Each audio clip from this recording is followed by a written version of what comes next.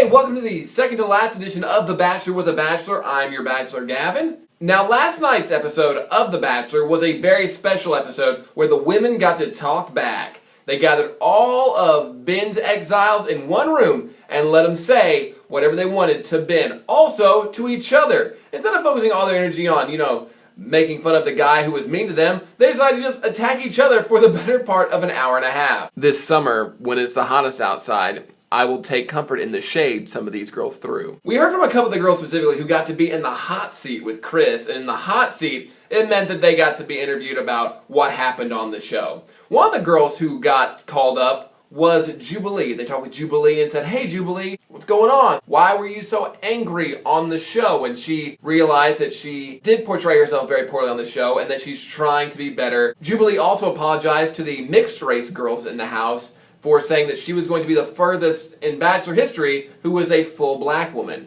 So Jubilee, good for you for apologizing to those girls for something that is actually really shouldn't have been issued in the first place, because you shouldn't have been going around saying that. Next in the hot seat was my favorite, Lace. I love Lace because she had anxiety. And in her recap, because they showed a recap of everything she had done, she was super crazy. Lace talked about how she didn't quite love herself yet, therefore she could not love anybody else. However, then the big twist happened. Lace is going to be on this season of Bachelor in Paradise. I get to look at Lace's face more. Hopefully she has less anxiety this season and is more, normal. However, no matter how much I loved Lace, there was a guy in the audience of last night's show who loved her enough to get her tattooed on his body. It was creepy. And I'm sure 100% that guy does not want to murder her.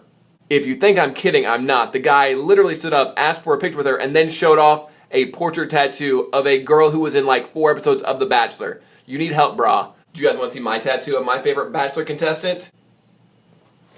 Yeah, I don't have one because I'm not a crazy person. Next up, we heard from Olivia. And Olivia was the most polarizing figure in the house. She was mean to people. She took a lot of time away from other dates to be with Ben. And she felt like she was bullied on the show by the other contestants. She also mentioned how she gave her social media accounts to her sister to run for her because people were saying mean things online about her. I don't know who would say mean things about Olivia. I mean, who would do that? I've certainly never said anything mean about her. I've only said the nicest things about her. Your cake jumping was awesome. Your mouth totally isn't huge. You don't scare me at all. Who would say such mean things? Olivia did apologize, which everyone responded with, "Okay, we're good, I guess. We don't have to interact anymore ever again," so that's good. Finally, Kayla was the last one to go on the hot seat, and she was a little bit upset that he told the 2 girls who were left that he loved them and not her. She felt like they had a real connection and even admitted to still being really hurt by Ben, which, making it that far in the competition, having all those one-on-ones with him, I could see how she could still be hurt. At the end of the episode, Ben Higgins came out and was like, "Hey, everybody that I dumped on the show." It was super awkward to watch. Just imagine having a room full of your exes. What would that look like for Gavin? I imagine a room full of Gavin exes would be like the 4 or 5 girls that I've actually dated and had long-term relationships with, all showing me how happy they are now with their new boyfriends, their expected pregnancies, their families, and whatnot. I'm not bitter. I'm really happy. I'm the happiest. I've got this Bachelor show. I'm alive.